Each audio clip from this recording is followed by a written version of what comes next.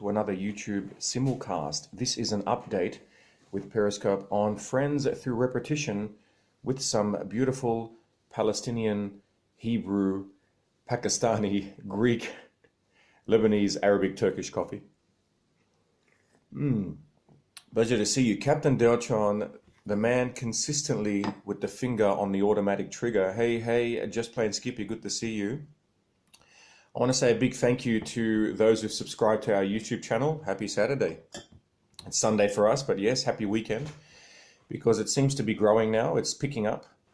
I've noticed the same thing happened with Periscope. The first year I had about -3 followers, as I said, and then just one day it sort of exponentially started to increase.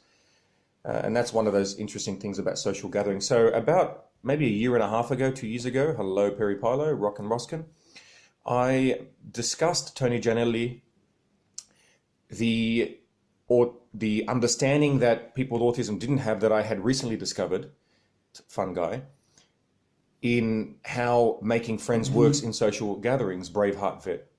So what growing up I would have done normally, and what someone with autism would tend to do, is walk up to someone and start talking via transmission of logical information. But humans don't tend to work that way. They need some sort of emotional build-up, sort of like when you're connecting to the internet back in the 90s, as I've said before, and you go,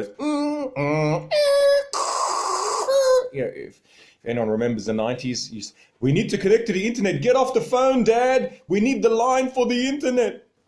So if anyone remembers those days, excuse me while I sip on my every country in the world coffee. You remember? Eastern European coffee. Maybe that's what I should call it. Eastern European and Near Eastern coffee. Dial up, exactly. Yeah, man, they were the days, huh? So what I discovered about a year and a half ago, back when we still had, 100 followers or so, was on Periscope. And I had about 1 follower on YouTube, which was hilarious. I think the 1 follower was myself. Followed myself on YouTube. Is that even possible? I don't know. All right. So I discovered that when you go to it at the same environment in a repeated fashion, people then remember you and then want to engage with you. That was one of the techniques of making friends, which I only discovered back then. And the reason I discovered it was because I started to study ancient Aramaic, and True Faith was the teacher. But what I noticed was I went to the Saturday class, so everyone there was about between 5 and 12 years old, which was perfect for me, the same level of maturity. So I got in there and we were just having the funnest time learning. And learning with kids is awesome because they make you feel really smart.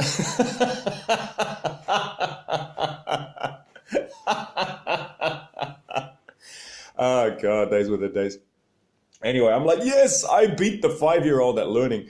Yeah, no, but that was so much fun. It was good. But see, kids have that ability. What I noticed is that you can just walk in and start talking and they talk back, and that's awesome. Of course, it's dangerous if you leave a kid unsupervised because of, potential harm and stuff, heaven forbid. But what I noticed was that by going there over 3 or 4 weeks, there were people that had seen me previously who would now say hello. And then in the 4th or 5th week, there was enough kinetic energy, I guess, in the potential friendship that they would ask you, how have you been?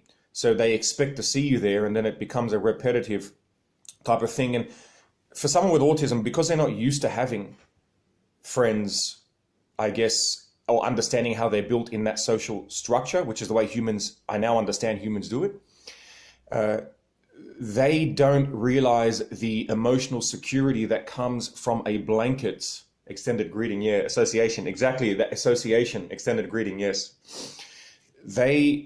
What neurotypicals have is this shield against this specific type of anxiety and depression which the autist gets. And obviously everyone, to varying degrees has anxiety and depression, so it's not limited, but this is a particular case here that many people can identify with for different reasons. But I'll give you an example. So when I used to go to a social gathering, which I used to avoid like the plague, Terry Clark, I would notice that I would see details in my case, right? I can only talk about my case, but I would see details of each person and understand how they would move, how they would speak, what type of clothes they would wear in what specific geometric category, because my brain sort of geometrizes facial expressions and clothes, etc., to map it onto certain patterns. Greetings, speed up. Adelphos, Pospas, Gala. For all of our Greek brothers and sisters, Pater Chimon koin tois uranois, which is the classical version, or in tis uranis in modern Greek, and then in classical Greek, Hagiasteto to onomasou. But I think you guys say Agiasteto to onomasou now, or ti onomasou. I don't know. It changed a little bit.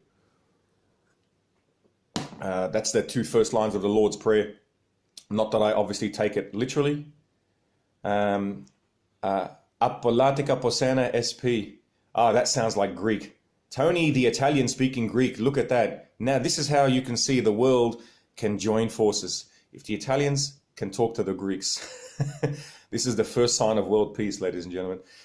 And then the Greeks like, and then the Italians like, ciao, I can talk to him from Italy, even though, and then the Greeks like, but what do you mean? Hey, boy, tomato sauce.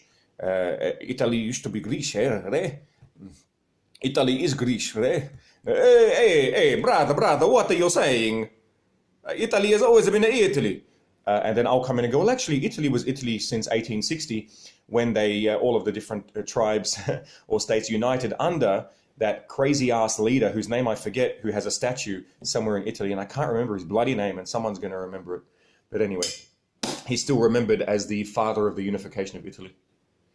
But then Italy went, of course, on to take over the 600-year empire of Abyssinia, which is very sad. But the Abyssinians in modern-day Ethiopia were freaking brilliant, and they were Orthodox. They were an Orthodox Christian empire, and they were supplied with automatic weapons. History is funnier. It's tragic, but it's also funnier if you take it comically than reality. Giuseppe, the Abyssinians got automatic and semi-automatic weapons from the Russians, because the Russians were Orthodox Christians as well. And they're like, we have to protect our Orthodox Christian brothers. So they give them to the Ethiopians, and the Ethiopians just massacre the Italians. I'm sorry, man. I'm sorry to Italian brothers and sisters. But I mean, obviously that's a very sad story, but the comical side is if you imagine it's a movie and it didn't actually happen.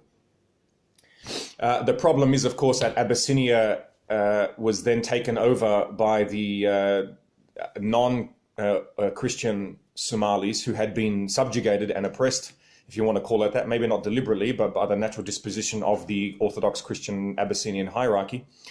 And the Abyssinians were Semitic peoples. They were Semitic, and they had a Semitic language called Amharic, which they still speak, actually. So they're now called the Amharics. So they're just now a small ethnic tribe within Ethiopia and near Ethiopia, I think Somalia as well. But anyway, no one knows whether the origin of the Semitic peoples is that area of Africa or whether it's in the Middle East. We don't know, actually. It could have been both ways. There's the Afro-Asiatic hypothesis, the out of the Horn of Africa.